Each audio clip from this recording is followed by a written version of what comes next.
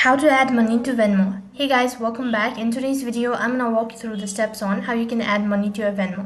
So there are various methods to add money to your Venmo account. However, I'm gonna be showing you some of the easiest way to add money to your Venmo balance. So first thing what you need to do is you need to open up your Venmo application or log in into your account. After you're logged into your Venmo account, this is how the interface is going to look like. So once you're logged in, click on the profile icon located right at the bottom.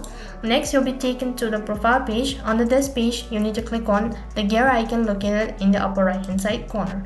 As soon as you've done that, you'll be directed to the settings page. Under it, there are multiple options. So from the list, you need to click on payment methods. As you click on the payment method, you'll be provided with an option as add a bank or card.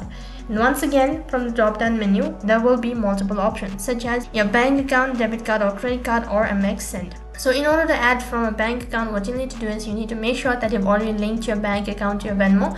And similarly for the debit card as well, you need to link your debit card already, and after that you can just add the money into your Venmo balance.